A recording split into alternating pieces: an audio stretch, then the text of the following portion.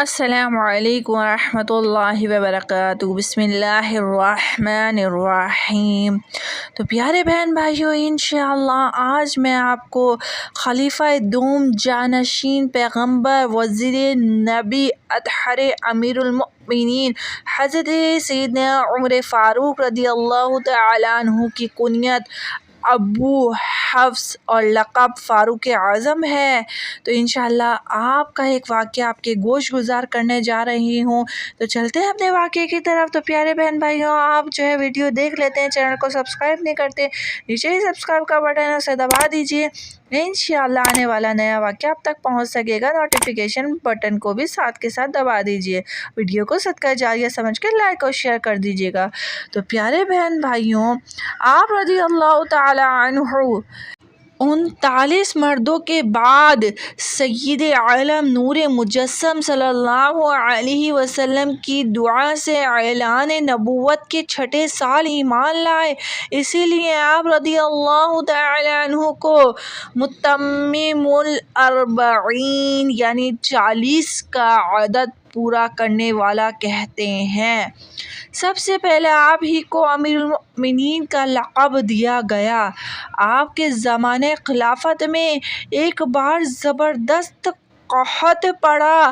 آپ نے بارش طلب کرنے کے لیے حضرت سیدنا عباس رضی اللہ تعالی عنہ کے ساتھ نماز استسقاء یعنی طلب بارش کے لیے پڑھی جانے والی نماز ادا فرمائی۔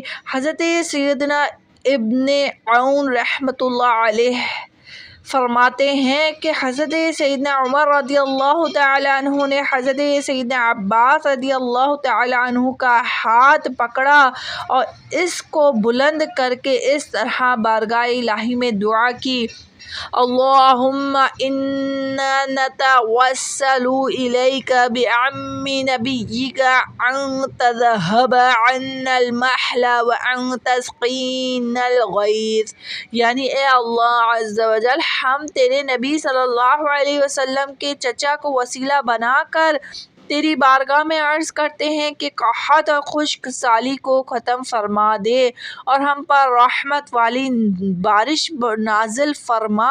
یہ دعا مانگ کر ابھی واپس بھی نہیں ہوئے تھے کہ بارش شروع ہو گئی اور کئی روز تک مسلسل ہوتی رہی۔ تو پیارے بہن بھائیوں، اس سے معلوم ہوا کہ اللہ عز و جل کے نیک بندوں کے وسیلے سے بارشیں آتی، خشک سالی آتی، دور ہوتی، دعائیں قبول ہوتی اور حاجتیں بر آتی ہیں۔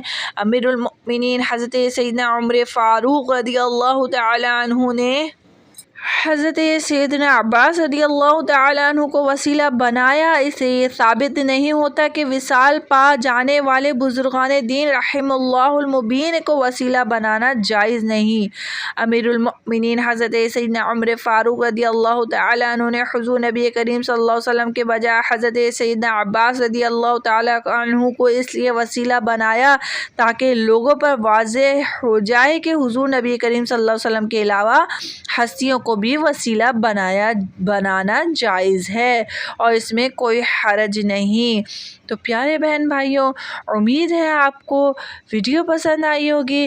اگر ویڈیو پسند آئی ہے تو ویڈیو دیکھ تو لیتے ہیں ماشاءاللہ عز و جل، اللہ تعالیٰ توفیق مرحمت فرمائے مزید، لیکن سبسکرائب نہیں کرتے تو نیچے ہی سبسکرائب کا بٹن ہے اسے دبا دیجیے، ساتھ ہی بیل آئیکن ہے اس کو بھی پریس کر دیجیے، ویڈیو کو شیئر کر دیجیے، لائک کر دیجیے۔ السلام علیکم، اللہ حافظ، اللہ نگہبان۔